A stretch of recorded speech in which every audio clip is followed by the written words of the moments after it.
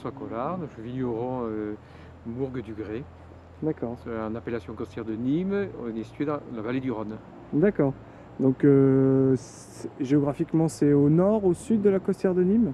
Alors la costière de Nîmes s'étend au sud de Nîmes, de la commune la plus à l'ouest, Vauvert, jusqu'à Beaucaire, où nous sommes situés, qui est la commune la plus à l'est, qui jouxte le Rhône.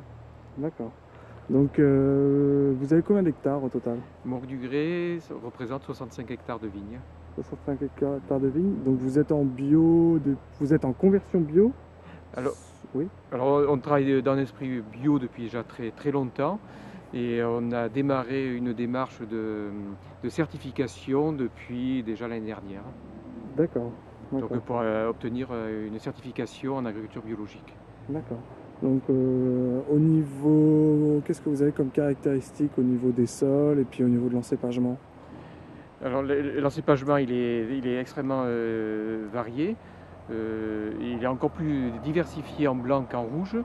Avec la particularité des costières de Nîmes, on se trouve un petit peu dans une région carrefour entre le Rhône, la vallée du Rhône, la Provence et le Languedoc, et ce qui fait, à mon sens, qui explique le fait d'avoir une multiplicité de cépages. Donc en blanc, c'est essentiellement Grenache blanc, Roussanne, Marsanne, mais également Clairette, Viognier, Bourboulenc.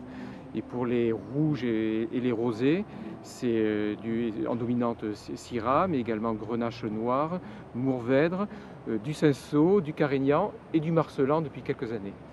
D'accord. Donc, on a fait un petit tour dans vos vignes. On voit qu'il y a quand même, il y a beaucoup de cailloux. Enfin, quel type de sol alors vous avez sur votre ensemble de votre vignoble? Est-ce que c'est homogène ou il y a des petites variantes? Alors, la grande caractéristique de nos sols, ce sont les sols des costières de Nîmes, sont des alluvions caillouteux apportés par le Rhône lorsqu'il était un torrent au Quaternaire. Donc c'est des sols extrêmement caillouteux. Et dans un sol, chez nous, il y a à peu près 70% de blocs, de galets et 30% de terre fine. Mais néanmoins, il y a quand même des nuances entre ces sols, parce qu'on est à Mourgue du Grès, on est sur la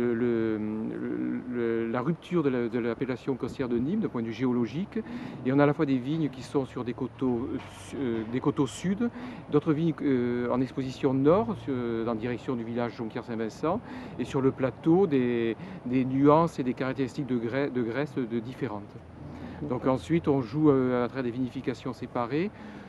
Chaque parcelle donne un petit peu une tonalité et on joue sur ces différentes nuances à travers des assemblages assez précis pour élaborer chacune de nos cuvées. D'accord. Alors, l'effet du millésime, nous, on est heureux qu'il soit présent parce que ça fait partie de la richesse d'un vin. Alors, néanmoins, le style de Mourgue du Grès, ce qu'on recherche, c'est toujours la force du fruit, et la pureté du fruit, et plus une recherche de densité de fruits que de structure pour la structure. Donc pour les vins rouges, on cherche toujours à avoir une délicatesse, des finales assez effilées, pour avoir des vins qui restent désaltérants et gourmands.